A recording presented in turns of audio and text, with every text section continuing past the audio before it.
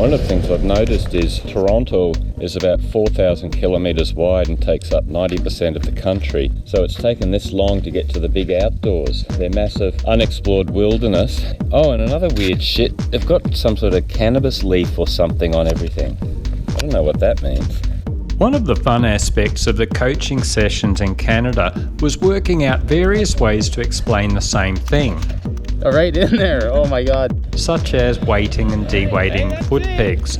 Some guys would just look at me blankly until I described it in a different way, and you could see that aha moment, and suddenly they got it. I've heard these beards can really unbalance people. Oh, comb it to the left, comb it to the left. Distraction. You got it. Woo-hoo! Mind you, guys were looking at me blankly most of the time, unable to understand my accent even if I talked slowly. Or maybe wondering why they paid money for coaching from a gumby who could barely ride. Anyway, it got me thinking about how much we can learn by ourselves compared to paying money for coaching. Oh yeah, he knows his bit. I am the king of the mean, miserly, penny-pinching, tight arse scrooges.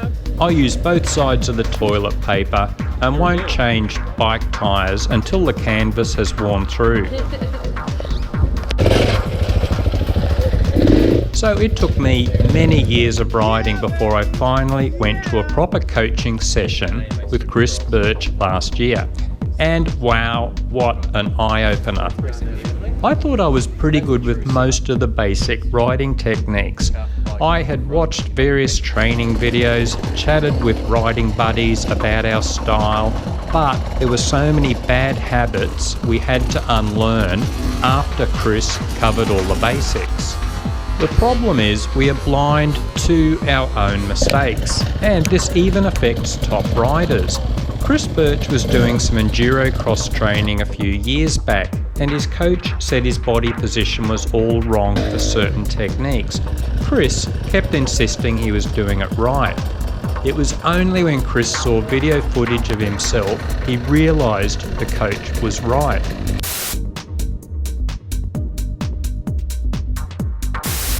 I saw this constantly in the coaching sessions. Guys would say, yeah, but I'm doing that, but they weren't. You got what you wanted. And I'm very guilty of this as well.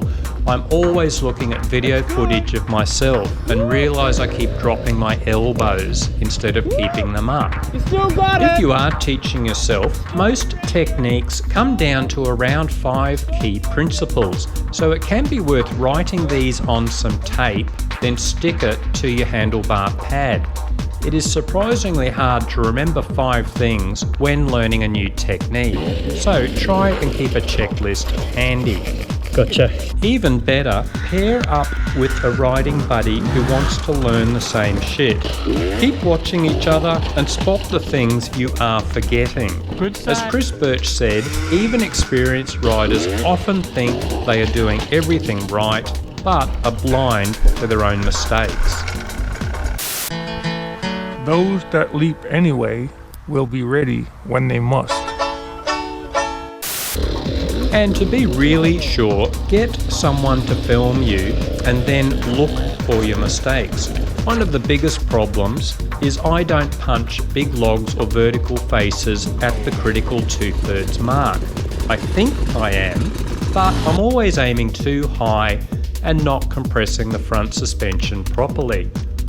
A video can show these errors, especially in slow motion or freeze frames. So I reckon, sure, try to teach yourself using videos and whatever else you can find, but ideally, spoil yourself every now and then and get some decent paid coaching. My favorite. This is the upside down. Can you hear that? I'll turn it up. Canadian foodies! This is the last video from Toronto before heading to British Columbia.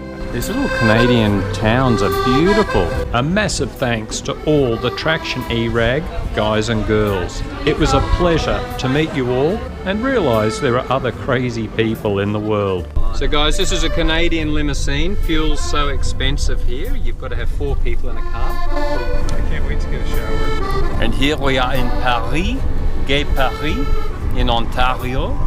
And we're in the, what do you call it? The Traction Irag limousine. Fiat. Here we have Monsieur Shannon. Hello. Hello, hello. Hello, gentlemen. I believe you are Traction Irag staff as well. Hello. It is so nice to meet you. Can't wait to do it all again next year, guys. Cheers.